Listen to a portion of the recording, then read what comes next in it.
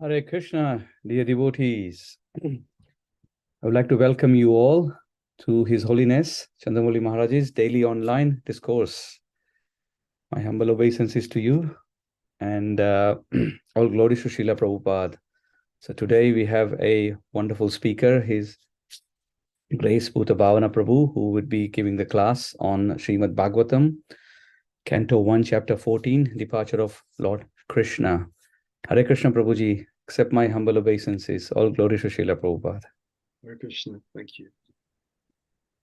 Okay, so what we can do is we'll say the invocation. First of all, it's a real honor to be here with all of you.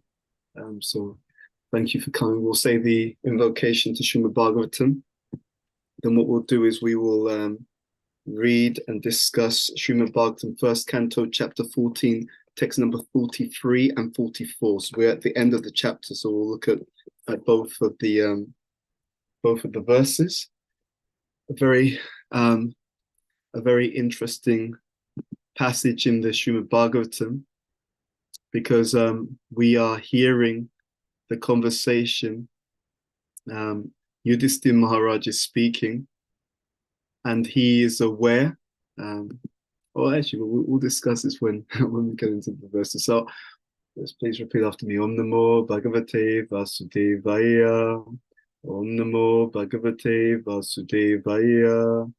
Om Namo Bhagavate Vasudevaya. So, this is Srimad Bhagavatam, first canto, chapter 14. This chapter is entitled The Disappearance of Lord Krishna. And where we are in the chapter, excuse me, where we are in the chapter is we're hearing a series of verses which are talking about Krishna, his qualities, his activities. And then also Arjuna is being addressed, and he's being addressed by his brother, Yudhishthira. And it's in one sense, it's a very special conversation, because we're also given an opportunity to really tune into the feelings of the devotees. We'll discuss this when we get in. So thank you for putting the verse on the board and on the screen. So this is Bhagavatam, first canto, chapter 14, text number 43. I'll read the Sanskrit transliteration, purport, and then we'll do the same for the next verse. And then we'll discuss.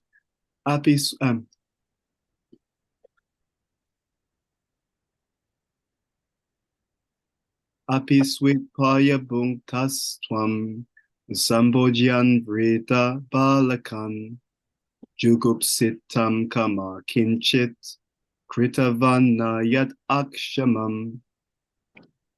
Okay, apiswit, if it were so that paya, by leaving aside, bhunktaha, had dined, tvam, yourself, sambogyan, deserving to dine together, vritha, the old men, balakan,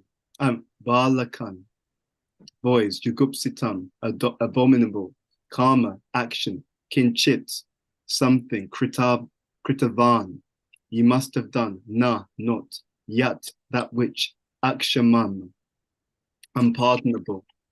Translation and purport by His Divine Grace Srila A.C. Bhaktivedanta Swami Srila Prabhupada Ki Jai. So, Yudhishthira speaking to Arjuna, have you not taken care of old men and boys who deserve to dine with you? Have you left them and taken your meals alone? Have you committed some unpardonable mistake which is considered to be abominable? Purport. It is the duty of a householder to feed first all the children, the old members of the family, the brahmanas and the invalids. Besides that, an ideal householder is required to call for any unknown hungry man to come and dine before he himself goes to take his meals. He is required to call for such a hungry man thrice on the road. The neglect of this prescribed duty of a householder, especially in the matter of the old men and children, is unpardonable. If you go to the next verse, please. Okay, so Bhagavatam, first canto, chapter 14, text number 44. Kachit prestat mahenata ridayenatma bandhuna sunyosmi rahito nityam manyase te yata naruk. Synonyms or transliteration. Kachit, whether, preshtatamena, unto the most dear one, Ata, my brother Arjuna, Hridayena, most intimate, Atma Bandhuna, own friend Lord Krishna, Shunyaha, void, Asmi, I am, Rahitaha, having lost, Nityam, for all time, Manyase, you think, Te, yours, Anyata, otherwise, Na, never, Ruk, mental distress. Translation, or is it that you are feeling empty for all time because you might have lost your most intimate friend, Lord Krishna? Oh, my brother Arjun, I can think of no other reason for your becoming so dejected. Purport by His Divine Grace Srila Prabhupada.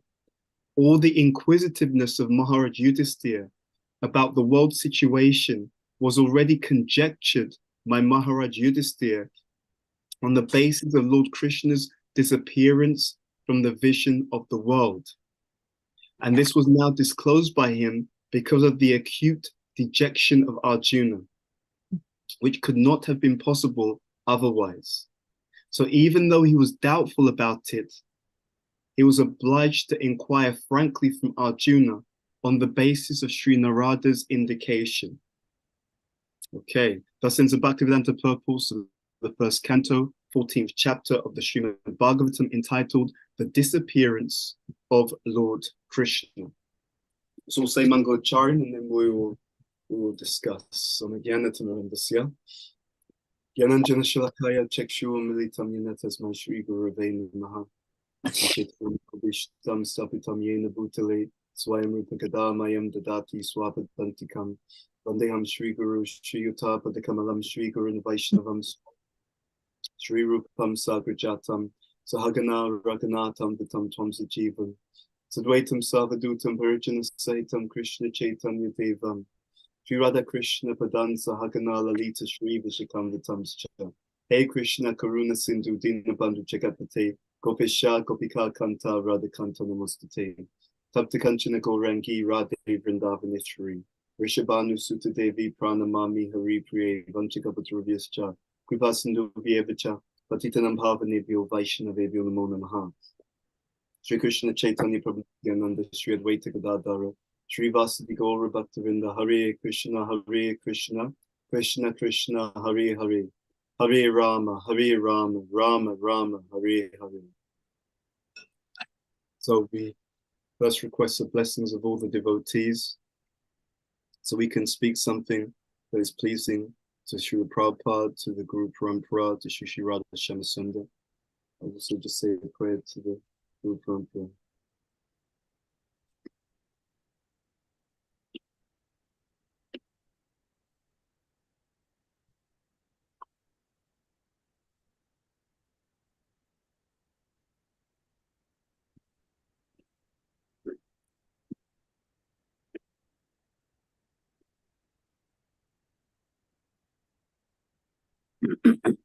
So this is this particular last two verses in this chapter are, as with all of Prabhupada's purports and the verses of Bhagavatam, they're all pregnant with meaning. If we go back to the first to the previous verse, here Yudhisthira is speaking to Arjuna and he's inquiring from Arjuna because he can feel and perceive Arjuna's emotional state. For materially minded people, the emotional state is all based upon the motion of the material. When we are materially attached, then what is it? Matraspastas dukunteya shitoshna sukha dukada. When the material things go up, everyone feels artificially elated. When the material things go down, everyone feels artificially depressed. And we never notice that these coming and going of these seasons of emotions are based upon our own material attachments. And we never notice that if we were only to release ourselves from that material roller coaster, then we would be much more peaceful, much more stable. We would ultimately be much happier. So this is the first thing to really understand, that our states of mind, our states of consciousness are all defined by what we've attached ourselves to. But here, what we're learning is something very different. This is what happens when Maya Sakta Manapata. Krishna tells Arjuna that with your mind attached to me, Asakta Mana, when we're attached to Krishna, then we experience the full range of emotions, but on a transcendental platform. Arjuna is feeling down because of his attachment to Krishna, but it's a transcendental emotion. Because it's a transcendental emotion, then on the spiritual platform, they are all varieties of spiritual ecstasy. And Yudhisthira, having noticed Arjuna's emotional state, he's asking him, what's going on? And he concludes, as we saw in the next verse, he concludes, you must be feeling this way because your dear friend, the personality that you are most attached to, he's leaving. So interestingly enough, we also see in this purport, Prabhupada talks about the householder's duty. Now, I want you to notice something very powerful about this. If we look at this purport, Prabhupada is speaking about how the householder's duty, they have to feed first other members, children, the elderly, brahmanas, invalids. What does that tell us? Because what it tells us, he says, besides that, an ideal householder is required to call for any unknown hungry man to come and dine. What this indicates is that Grahastha ashram is truly an ashram. There's something we can really powerfully conclude about the nature of the material world. What can we conclude? We can conclude that the nature of the material world is to prepare us for the spiritual world. The nature of all the ashrams are to prepare us for the spiritual world. That's why they're an ashram, a place of spiritual culture and a place of spiritual cultivation. Sometimes people think that the brahmachari ashram is spiritual. Why? Because a brahmachari is serving the orders of the spiritual master, acting as a menial servant. And then they think, yes, the sannyas ashram is spiritual. The sannyasis, renunciates, they travel and preach. But actually, all ashrams are spiritual. They're all spiritual. Why? One of the reasons, one of the defining characteristics of each ashram, and one of the defining characteristics of spiritual advancement, is the mood of not just service, selfless service. So here, when Prabhupada is speaking about the duty of the householder is to first feed all the children, what we're being shown, what's being implied, is that the householder, as with every area of life, is meant to develop a mood of selflessness. So there is this contrast. The material world is a realm of selfishness, but the spiritual culture is really a way of cultivating selflessness. So that is why the ideal householder is meant to serve in the ashram that he or she is in. And interestingly enough, we also know throughout the literature that Krishna is kind. The Supreme Personality of Godhead is deeply kind. What does that mean? It means that when he gives an instruction or direction, either directly or through the mouth of his great devotees, Yudhisthira, Arjuna, Srila Prabhupada, when we hear such instructions, even from the Lord himself or his representatives, we can understand that because he's kind, because he's pure, because he has devotion for his own devotees, we can understand that those instructions are always for the ultimate well-being of all concerned. What do I mean by that? In other words, true self-interest means healthy spiritual selflessness.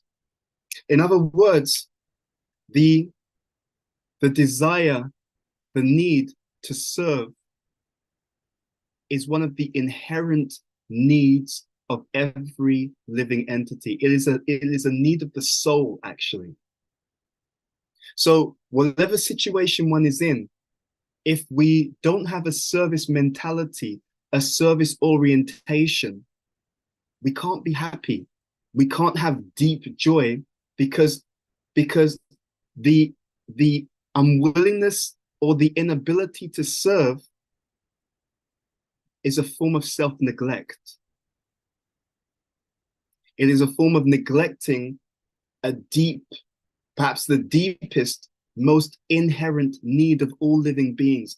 And therefore, as you look out into the world, as we notice so many people who are unhappy, we can understand by analysis that the reason for the unhappiness of human civilization is because the majority of people on the planet are neglecting their very deepest needs.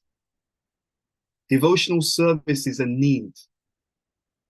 It is a feature, a defining feature of the soul. So in this interesting statement, right at the end of this purport, Prabhupada writes, the neglect of this prescribed duty of a householder, especially in the matter of the old men and children, is unpardonable. The neglect of this prescribed duty, isn't that interesting? The duty relates to an actual need. Now, it's also interesting that what's implied in this purport is that the householder is serving dependents, the children, the old members of the family, the brahmanas, the invalids, all right, and anyone else who's hungry. He's serving dependents, or she's serving dependents. So it's also very, very interesting to see that Krishna's system is interdependent. He's created a system. It is such a brilliant system. Even the material world, it's Krishna's system and systematic education for all living entities. What do I mean by that?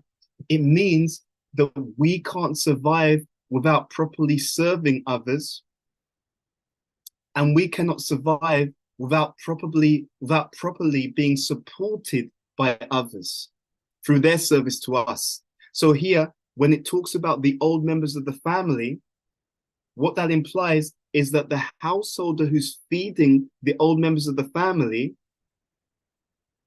he's able to do it, or she's able to do it because they are a younger member of the same family, right? So the householder, he or she's at a younger stage of life, therefore they're feeding their elders. That householder is also feeding the children, right? So he or she is at one stage of life and they're feeding those at an earlier stage of life.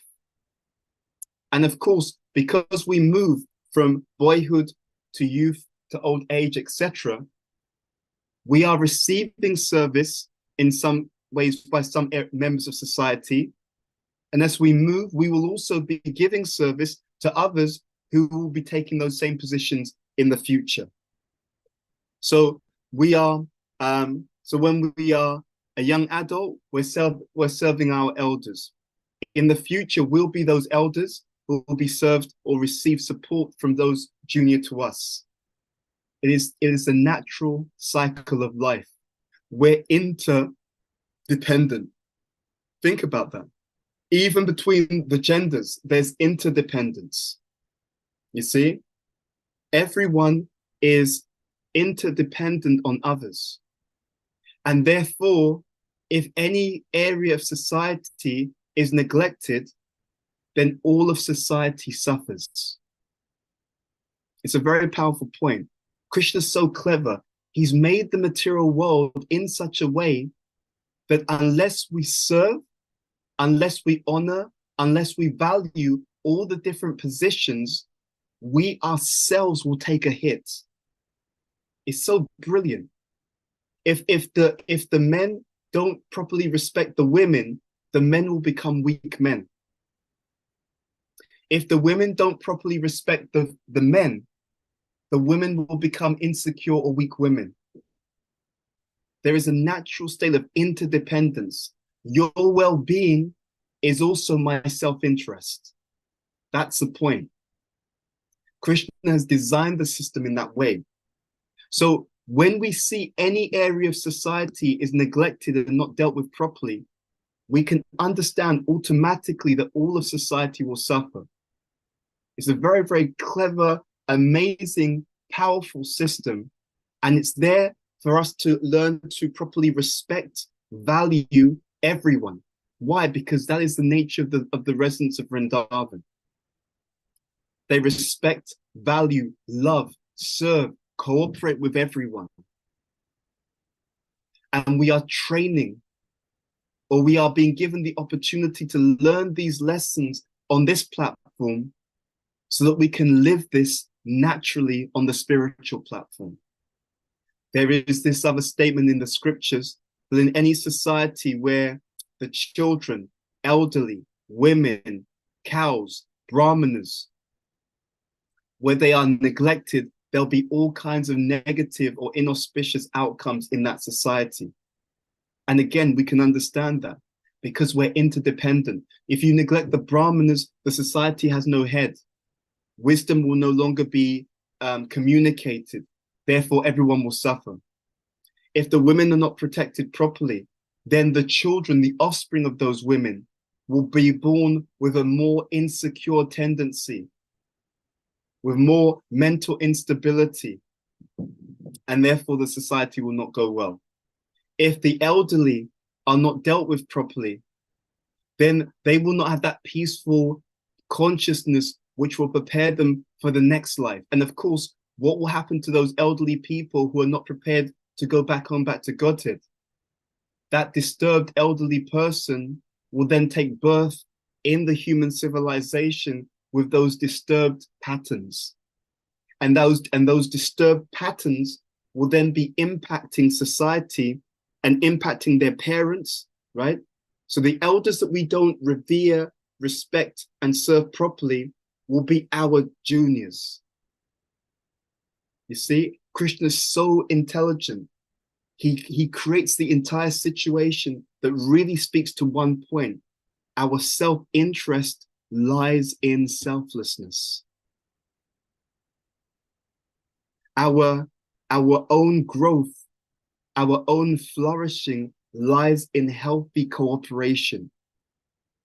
It's such a brilliant system that Krishna creates to lead us to a brilliant conclusion, which is Jiveras Rupoy Krishnera Nityadas. I'm a servant. And if therefore in all of my relationships, I cultivate a mood of service to Krishna, serving the living entities in the way that Krishna will be pleased, then I'm preparing myself for my ultimate fulfillment, and my ultimate self-interest will be experienced, will be realized.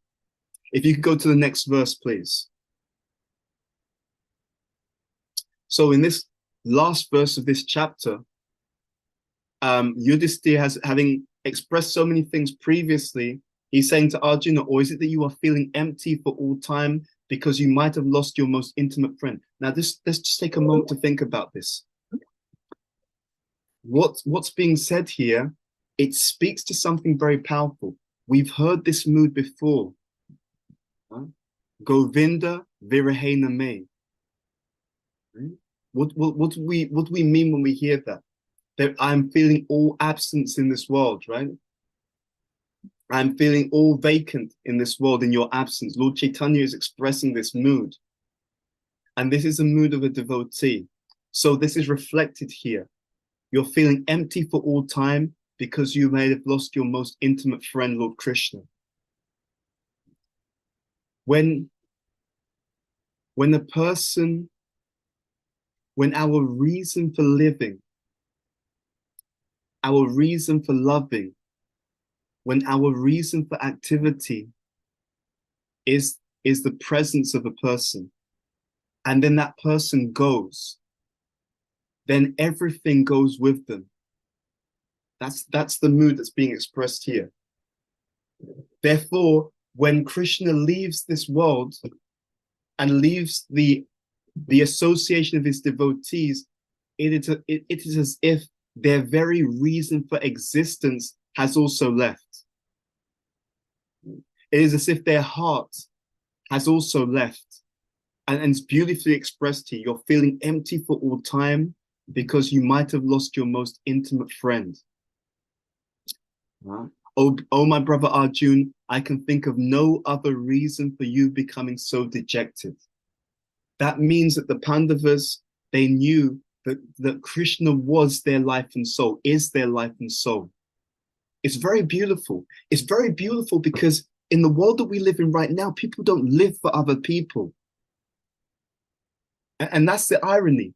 In the world we live in right now, people, they try to live for themselves. But it doesn't work.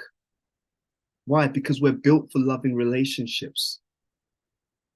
We're built for loving exchanges. And loving exchanges means service. Serving Krishna's parts and parcels in the way that Krishna would be pleased. Service to the devotees. Service to humanity in the way that Krishna would be pleased. And because we don't, in the modern age, we don't live in such a way, because we don't love in such a way, then we never find that fulfillment, that deep joy, that deep contentment that we're always looking for. We've been sidetracked by the illusion of selfishness. Most of human society at this time has been fed this illusion that if you just focus on your own material wants, that you'll be happy. But the illusion is so powerful that even though the vast majority of humanity move in that direction, practically no one notices that while I'm doing all of these things, I'm still not happy.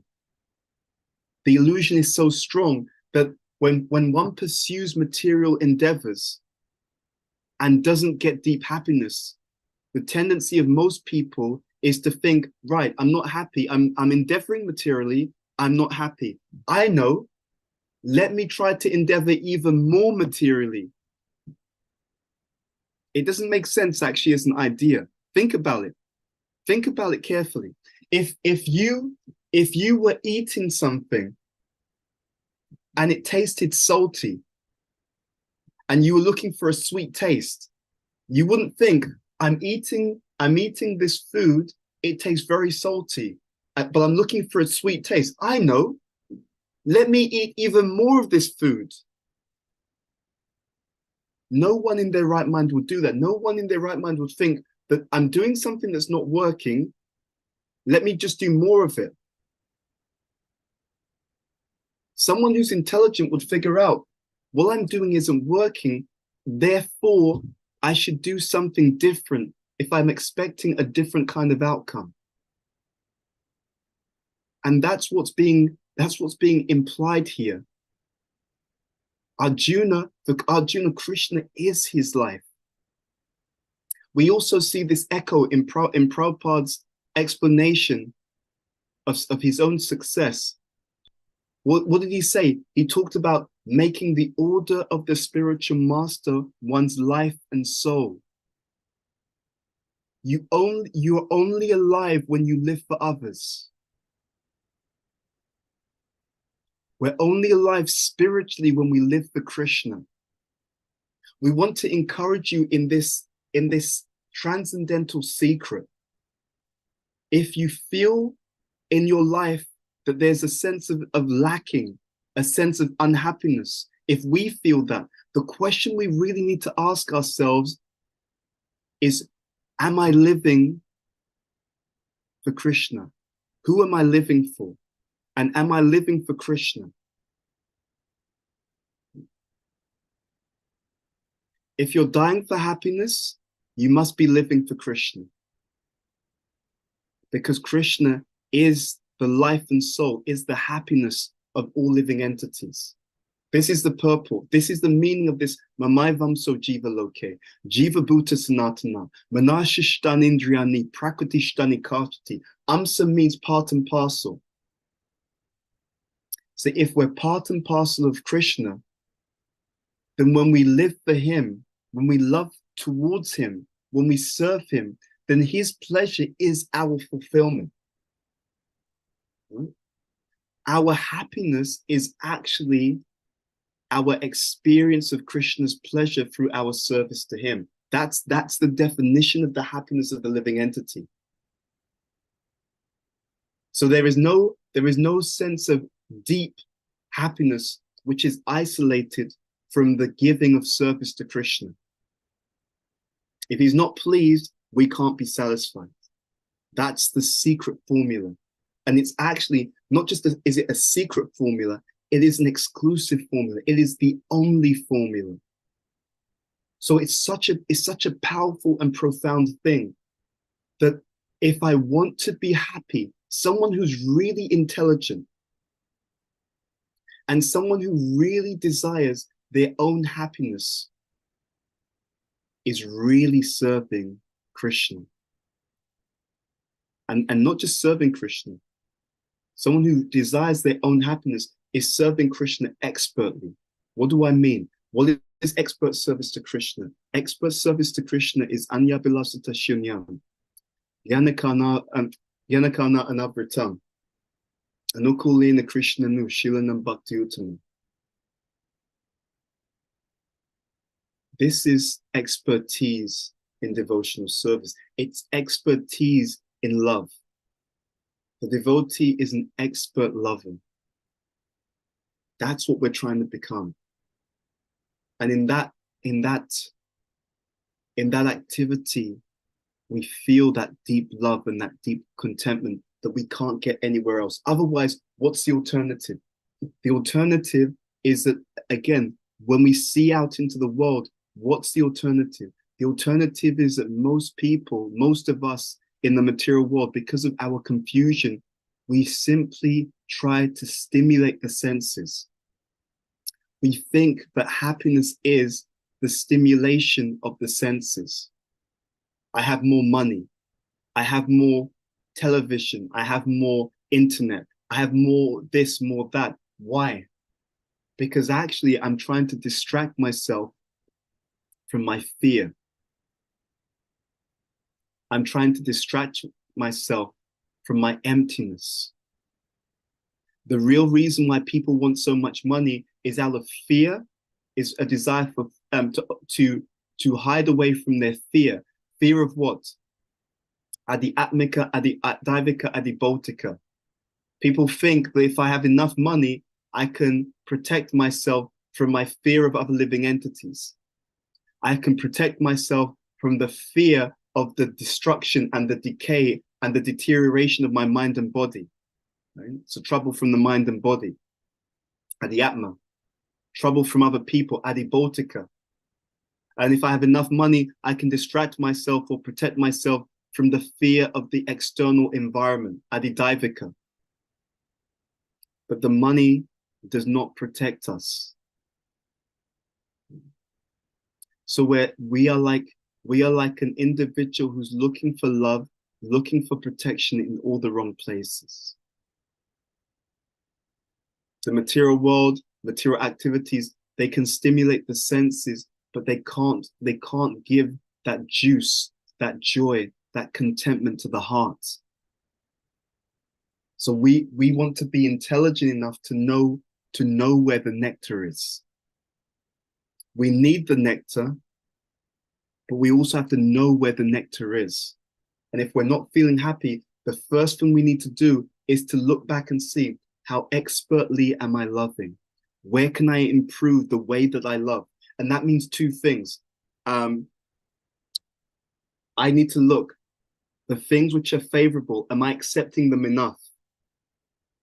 The things that are unfavorable, am I letting them go enough? To the extent that we're doing these things in Krishna's service, to that extent we will feel this fulfillment that we're looking for. Yes, so I just returned from Switzerland. I was leading a retreat in Switzerland with some youth. It was a very blissful retreat in the Swiss Alps, in Davos. And so yesterday we were delivering the final seminar of a 3 or 4 part seminar. And one of the young people, one of the devotees asked me a question. It was a very intelligent question, because I was talking about humility, and I was explaining that real humility means to put Krishna in the center. So one of the devotees, this young man, asked me, they said, well, but if you do that, if I put Krishna in the center, what about my own needs? You know, shouldn't I take care of my own needs? Will that not lead to some kind of issue in the long term? So I explained to them, I said, let's think through this carefully. So let's say we put Krishna in the center of our lives. I said to them, okay, does Krishna want you to neglect yourself? He said, no. I said, does Krishna want you to be unhappy? He said, no. And therefore we concluded that when Krishna is in the center, putting Krishna in the center automatically includes your own needs and your own best interests. Why? Because Krishna is not selfish. He himself, the Supreme Personality of Godhead himself, he loves to serve his devotees. He loves to give. He knows that it is in giving that we feel alive. Right?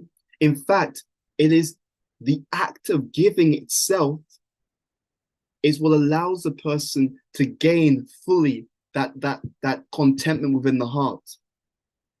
Your giving is your gain.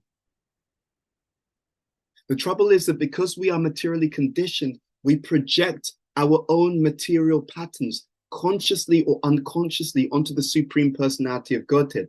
So when we think about serving to Krishna, we think, well, what if I give to Krishna, I'll miss out, because that's been our experience and that's our conditioning. But Krishna is not like us. He's not a conditioned living entity. So when he's in the center, actually all of our deepest fulfillments and needs are also taken care of, as long as we serve him according to his own directions, Guru, Sadhu, Shastra. As long as we serve him according to the revelation given by scripture, the revelation given by the pure devotees, spiritual masters, the saints, as long as we serve him according to his direction and the directions of those who love him, everything is taken care of. Where sometimes we struggle as devotees is that when we are trying to serve Krishna, we don't serve so expertly because we don't regularly check in with Guru, Sadhu, Shastra to see how we are meant to apply the service mentality according to time, place, and circumstance. Many of the devotees in our movement, when we struggle, we don't struggle with the teaching. We struggle with the misapplication of the teaching. So we want to follow in the footsteps of Arjuna and Yudhisthira. We're not exactly trying to make Krishna our life. We're trying to recognize that Krishna has always been our life. He is always the center. He is sometimes, in some places in scripture, he is described as the Atma of the Atma, the soul of the soul. So it's a very beautiful, very mysterious, and very essential esoteric secret that our happiness is intimately bound up in how expertly we serve the Supreme, because we're part and parcel of him. The more he's satisfied, think about that. The more expertly we satisfy him, the more joyful you actually become. So if we're not feeling that, we have to look at, see, how can I serve? How can I satisfy Krishna more expertly? This is what we're looking for. This is what we're looking for. And this is what will give us the deep joy and the deep happiness that we absolutely cannot live without. In fact, we could go so far as to say that all the discord, all the distress, and all the conflict in the world is a direct reflection of and is directly proportionate to the degree to which our brothers and sisters in this world are feeling empty, plus lacking the understanding of how to resolve that emptiness in a real, deep and tangible sense. Let's stop here and just ask, do you have any questions or comments based upon the class today? Hare Krishna, Prabhuji, thank you very much for a very wonderful and insightful class. Thank you very much. Hare Krishna, dear devotees. It's a small request to, if you can turn on your cameras, we can make this session more interactive and lively. Please go ahead and ask your questions. Alternatively, you can put it in the chat and I can ask on behalf of yourself. So Raj Prabhu has already raised his hand. So thank you, Raj Prabhu. Please go ahead and ask your question. Thank you. Hare Krishna, thank you very much for the class. Please accept my humble obeisances. All glories to Srila Prabhupada. All glories to you. You said something that I didn't fully understand, and I wondered if you could explain it to me. You said that most of us that are trying to practice Krishna consciousness, that we don't struggle with the teaching, we struggle with misapplication of the teaching. Could you explain that to me, please? Yeah. So it's one thing to know about Krishna consciousness generally, but then as we go deeper, we have to become more expert in the way that we apply the teachings in our lives. We have to be more expert in how we serve, how we render service. For example, someone who chants at Nama Parad at the beginning of their spiritual life is completely understandable. It's natural. How, they're not going to come in and suddenly chant the pure name from day one. No. But we have to recognize, what is it? Lord Chaitanya says there's no hard and fast rules for chanting these names, right? That's what he says, right? There's no hard and fast rules. But then as you keep practicing, no, there are hard and fast rules. In fact, there are 10 of them. There are 10 offenses to chanting the holy names. So in the beginning, we don't have to worry about that. We just want to make that initial connection. But if we're serious about progressing, then we want to refine how we're doing things. To give an analogy, someone, when someone first, like a young child, they put everything in their mouth, right? They stick their thumb in their mouth and you just look at it and you think, oh, that's so cute. If they're 35 years old and they're still doing that, you think, what's wrong with this person? It's absolutely crazy. So yes, in the beginning, anything connected to Krishna is wonderful. But as we progress and mature, it should be done, that maturity should be reflected in how we're engaging in devotional service. And one expression of a mature engagement in devotional service is that we become more effectively able to apply the teaching. For example, I'll use an example. Okay, if someone is new to Krishna consciousness, and let's say that they're talking to other people about Krishna, it can be considered understandable that they're only able to express the teaching in one way. They may even be a little bit, let's say, rigid or a little bit insensitive to their audience because they're new. They don't know the teaching so well. They don't know that there's more than one way to explain something, which is also considerate of your audience, also compassionate, also inspiring. So they just tell everyone the same thing in the same way, no matter who they're speaking to. Okay, because they're new. But again, over time, it's expected that as we learn and understand the teaching more effectively, we're able to express it in a much more compelling, appropriate, and inspiring way according to our audience. So it's again about that evolution. Yeah. So that's what we're actually trying to say. It's as we become more mature, we should also see that reflected in a more mature application or way of both practicing Krishna consciousness and sharing Krishna consciousness with other people. Does that make sense? Yes, that's helpful. I guess that leads on to how do we know where we're misapplying so we can seek help to correct ourselves. Yeah, that is why Guru Sadhu Shastra gives such emphasis to Sadhu Sangha and to inquiry. Krishna makes that point to Arjuna.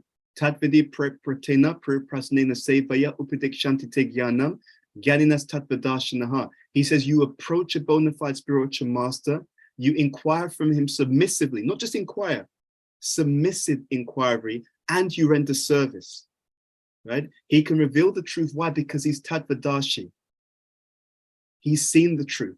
And then if we go further in the purport to that verse, Prabhupada says, blind following and absurd inquiries, both things are condemned. So one way to make sure that we're applying things properly is by inquiring from, associating with, and serving the spiritual master. That's one way. The second is through the general association of devotees, right? Through the association and also through building honest and open relationships with the devotees. What comes to mind is this pretty lakshanam. If we have devotee association and we are open, honest, and transparent in that association, of course, appropriate to the person, right? And appropriate to our level and their level, then because I'm revealing my mind, which is one of the 6 loving exchanges, that helps me to confirm. Because I'm inquiring confidentially in the association, that helps me to confirm. Because I'm giving and receiving gifts, giving and receiving prasadam. In that association, I'm pleasing the devotees. I'm associating with the devotees.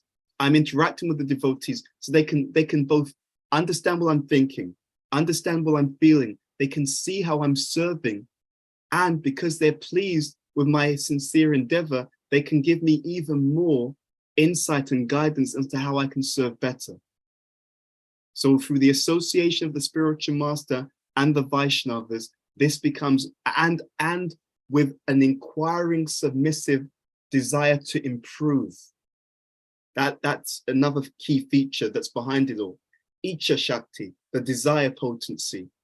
I have a desire to improve and to become better. All of these ingredients will help me to progress. Does that make some sense? Yes, thank you. Thank you very much. Thank you for your question. Okay, I saw a hand from Scarlett first, and then we'll go to Sri Devi. Hare Krishna, and I'm so sorry that I can't have my camera on. My own computer has gone broken, and now I have borrowed, and it doesn't work very well. So please forgive me that I don't have camera on. My question is, I'm not saying that there are some. I'm not saying that there is someone who's doing it, but it's just a question for me to understand it better.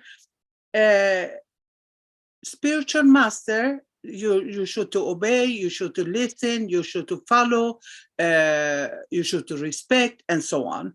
Mm-hmm. But if you see and know that spiritual master himself or herself doesn't follow the principle that it says in the Shastras, in Srimad Bhagavatam, in Bhagavad Gita, and so on and so on. It doesn't follow it, and even do things against it. Mm-hmm. Do I have to still listen and obey and follow this person, or no, just back up, let it be, don't say anything, but just let it be? This is one of my questions. I have another question. I will take it later. Thank you. Okay. Thank you very much for your first question. So there's a lot of sensitivity about this, and I'll explain why. The reason for that is because there are primary aspects of Krishna consciousness and there are secondary aspects of Krishna consciousness. I'll give you an example that came to mind. So years ago, I remember hearing about this pastime of Srila Prabhupada.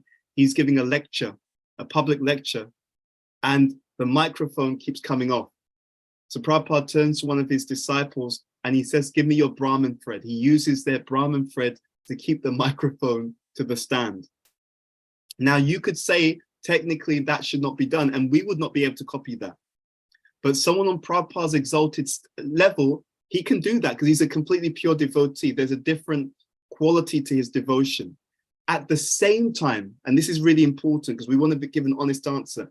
At the same time, we know that sometimes people may claim that they are on a certain level and use that as an excuse for improper behavior. So what is the solution? So there's a few levels. First and foremost, is most important that I have a sincere and humble desire to make advancement in Krishna consciousness.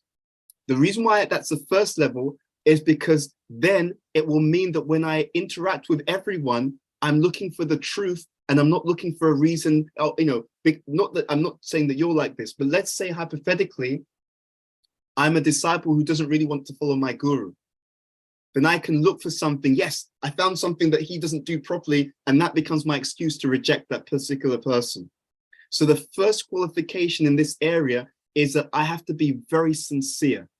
It starts with my own sincerity. Otherwise, if I want to be cheated, then Krishna will allow me to be cheated. What does that mean? Savasya chaham, ridishani vishto, matasmriti jnanam apohanam cha, vedescha zave aham eva vedyo, Dantakrit Vedavid Eva Chaham. What does that mean here? Krishna tells Arjuna, from me comes knowledge, remembrance, and forgetfulness. Why are there atheists? There are atheists because someone internally doesn't want to accept Krishna. They don't want to accept God. So what does Krishna do? He sees in their heart, you don't really want to accept me. So I'm going to allow you to have excuses, which aren't good reasons, but they'll be good enough for you to say, yeah, that gives me a reason to do what I wanted to do anyway. So the first layer is real sincerity. Now, the second layer is knowledge.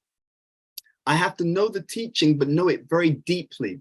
So I can understand, is this a real deviation, or is this something which is just a superficial difference? So first is my sincerity, then is my shastra. And then if those two things are there, then I go to the third stage, which is my sadhu sangha. So if it's a case that I feel that the spiritual master is doing something wrong, actually I will get it confirmed. I should confirm by going to a devotee who's mature in association, in let's say, and speak confidentially, let's say, with that person and say, look, I'm concerned because this seems to be happening, etc. And I just want to check, it seems that there's something wrong here. And through that proper association and proper interaction, one will then know exactly how to deal with that particular situation. And just to give a little additional piece to this, for example, if one follows that system and goes to a mature person, let's say that someone who's on the same level of the spiritual master, a peer of the spiritual master or senior of the spiritual master, then through that particular association and through revealing the mind, one will gain clarity about the situation itself. And also, if necessary, that senior can make the arrangement that this spiritual leader is addressed appropriately in order to adjust or deal with whatever needs to be dealt with. You see? So again, starting with sincerity, then shastra, then sangha. And through that proper system of checks and balances, we will then know how to interact or not interact accordingly and going forward. So does that answer your question? Those would be that would give a comprehensive way of moving forward. And of course, if you feel that if in this situation a devotee feels that there's some concern, then one wants to check, am I sincere? Yes. Is it definitely the case that there's a deviation according to Guru Sadhu Shastra? Okay, maybe. Let me then confirm and reveal my mind to someone who is also mature and senior to just make sure that I'm understanding things properly, I haven't misunderstood anything, and if so, what should be done going forward? So does that answer your question? Thank you. Thank you. Wait, does that answer your question, first of all? Yes? Somewhat.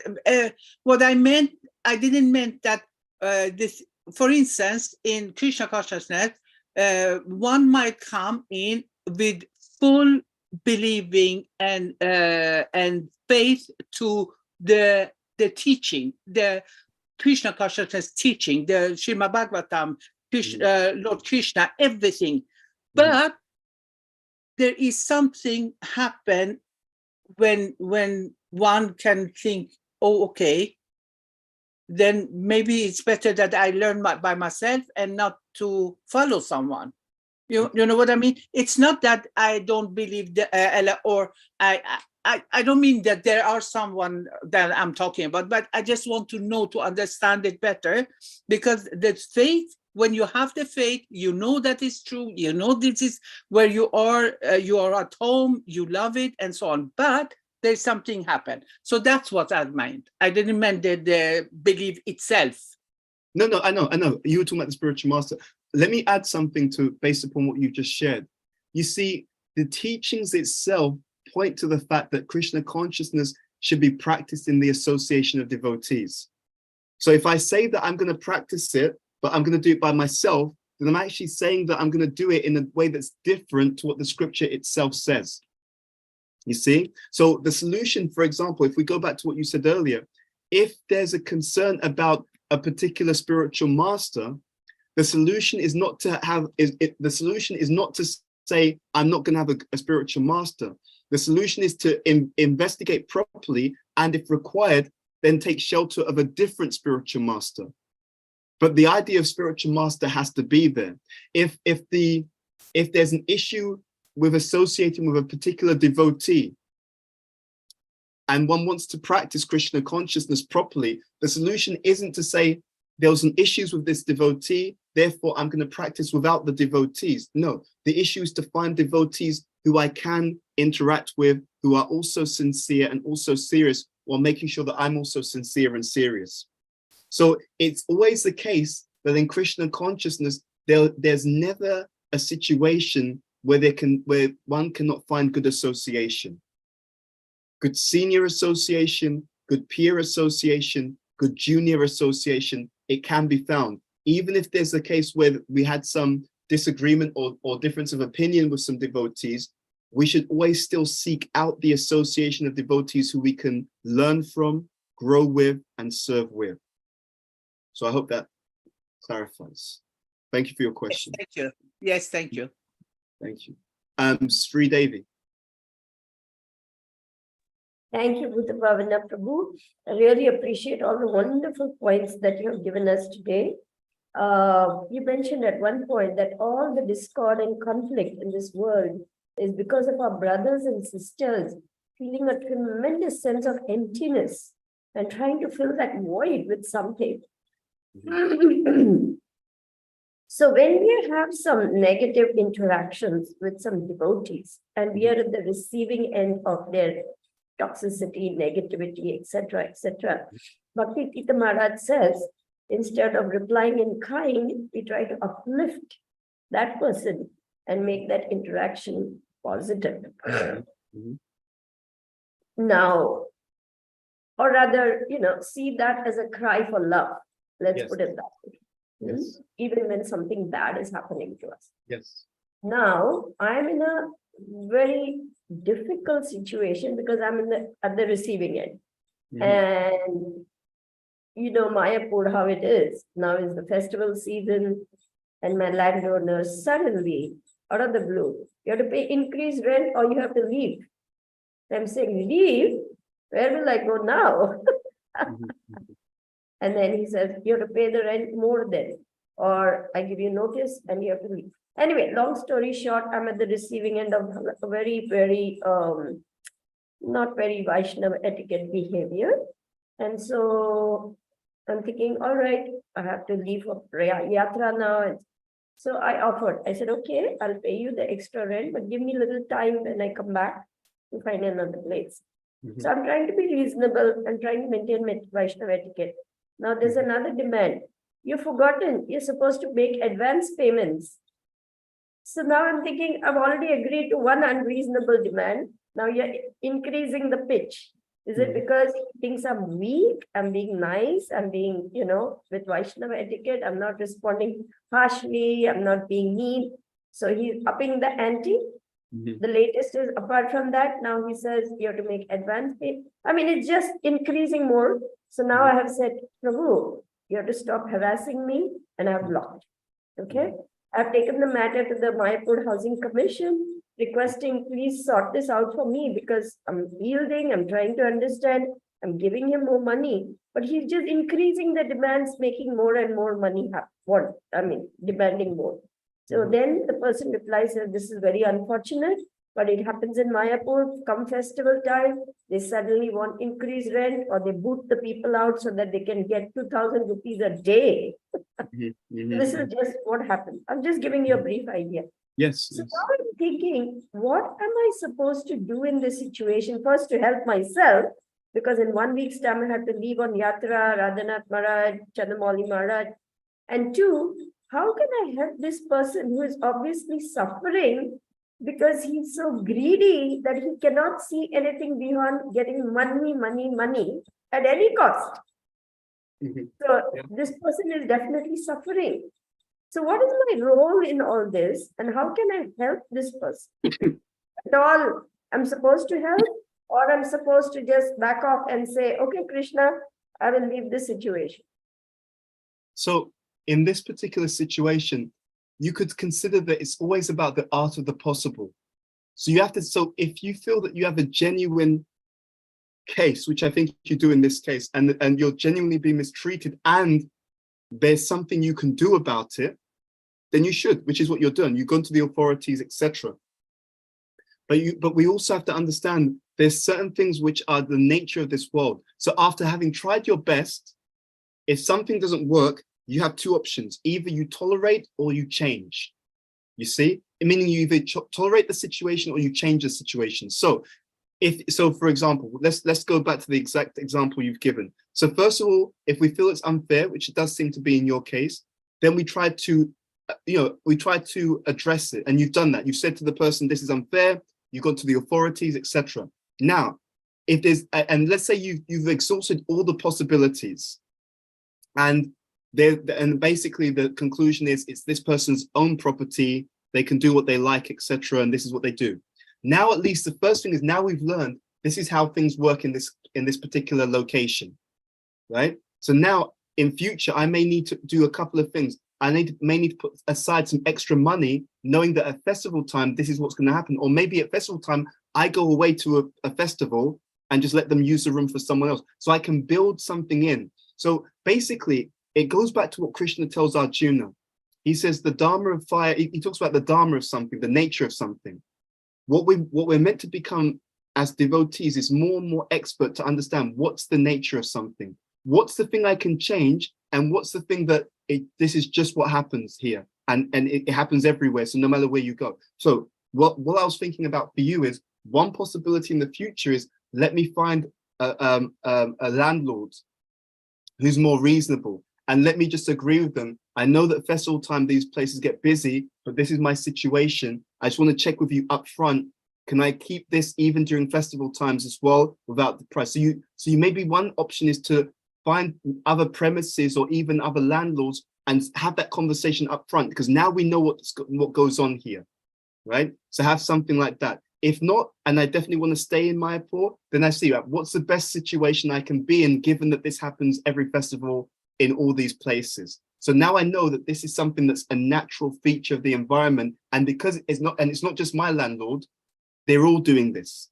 So I didn't know that before. Now I know. Now I have to take that into account when I'm making my arrangements. You see that point? Now, as far as this person and helping the person, if the person is greedy, what happens is, greed means the mode of passion, which means that it begins like nectar, ends like poison. So it's interesting. There's a saying that we're not punished for our sins. We're punished by our sins. If I cultivate greediness, I'm cultivating the mode of passion. If I cultivate the mode of passion, I'm going to become more and more disturbed. And even if something seems okay in the beginning, ultimately I'm going to feel some, poison in the end. So in one sense, we should recognize that. Now, again, how to serve this person, first of all, is to not allow ourselves to be unnecessarily negatively treated. When we allow that, then we allow the person to get more negative karma. So if we address it and there's nothing that can be done, then we either have to tolerate or we have to change. You see? So that's the solution. I'm going to read you something because this relates to your situation. This is a verse I was sharing at this retreat that we just had in Switzerland. And it may not apply so much to this situation, but it's a general point about relationships. And just to explain where this verse comes from.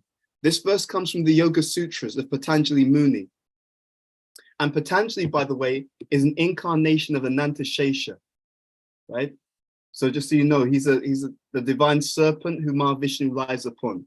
So in his Yoga Sutras, Patanjali writes, by cultivating attitudes of friendliness towards the happy, compassion for the unhappy, delight in the virtuous, and disregard towards the wicked, the mind retains its graceful, undisturbed calmness. So when we deal with different people in different ways, it helps us to maintain our mental peace. So if someone is, let's say, acting in a way of greed or like unfairness or unreasonableness, actually, by having a bit more indifference towards them, if we can't get them to see the truth and to change and improve, then we may have to be more detached in how we interact with them or how we see them.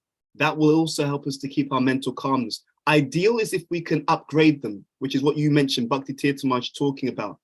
Ideally, if we could actually help them to see that they should change, that would be the best. But if we can't do that, at least we shouldn't let them bring us down. True, true. So delight in the virtuous, disregard for the wicked. And what's the first two? The first two are, I'll read them again. So, 1 second, I'm just bringing it back up on my phone. So it says,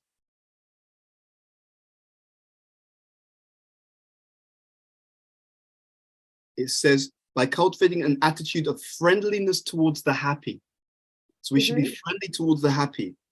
We should be compassionate to the unhappy.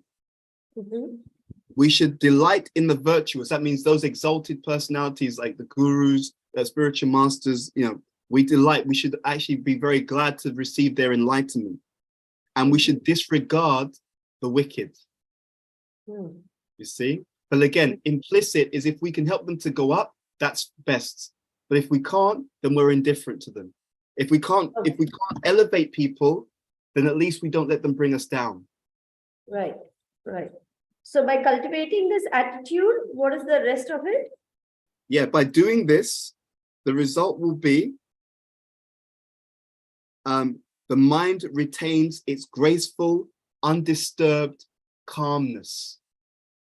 That's a result of interacting properly with the different types of personalities. Okay, I'll take one more question from Scarlett, and then I'll need to leave. Scarlett, you had your hand up again, or was that from before? Yes.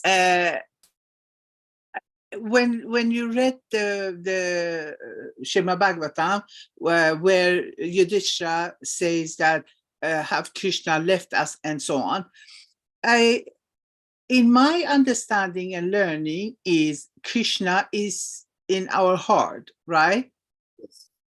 And if so, how come Yudhishthira saying that way, like if Krishna really is not there? Krishna should be in their heart too, right? Yes, that's true. So how come to for me, when the first time when I learned it, I felt it felt very good, and I really feel that okay, I have Krishna with me all the time. Yes, it's a good question. What is the difference here? Thank you. Yeah, the difference is the nature of the exchange. So yes, it's one thing that Krishna is in the heart, and that's absolutely wonderful, and it's true. It is true. But for such exalted devotees like Yudhisthira and Arjuna, they're used to interacting with Krishna in a much more direct way. So right now we can say Krishna is in the heart of all of us, but right now we can't sit down and have a conversation with Krishna in the way that Yudhisthira and Arjuna could, right? So Yudhisthira was speaking to Krishna, Battle of Kurukshetra. In fact, Krishna was the charioteer of Arjuna. So if Krishna's in your heart, that doesn't mean that you can have him as your charioteer necessarily. You see? So there's still a difference in the nature of the exchange. And because they love him, they want to be able to see him, serve him, see his glorious activities, see how he interacts with other devotees, see what he says to them directly, watch him honor food or take prasadam. They want to have all of these all the different dimensions of interactions which are present when Krishna was actually externally before them, as he was in those pastimes of the Srimad Bhagavatam and obviously the pastimes of the Bhagavad Gita. So yes, he's in their heart, but there's also a different quality to the exchange when he's on the planet in that way. And that's what Arjuna is lamenting, that I will not be able to interact with Krishna in that same way because he's preparing to leave his pastimes on the planet Earth and return to the spiritual world. So there is one level, there's some similarity, but on another level, there's also difference. So we say achintya beda beda tattva, simultaneously one in some respect and also different. Does that answer your question, Scarlett? Yes, thank you. Thank you very much. Thank you very much for today's class. I learned a lot. Thank you. Thank you for your presence and your questions. Thank you. Thank you very much, Prabhuji, for the wonderful class. Thank you. Thank you. Conclude the class with the concluding prayers. Vansha kalpatarubhyascha kripa sindhubhya evacha patitanam pavanebhyo vaishnavebhyo namo namaha. Granthra Srimad Bhagavatam ki jai. Srila Prabhupada ki jai. Thank you very much. It was great to see all of you. Thank you for allowing me to be of some service.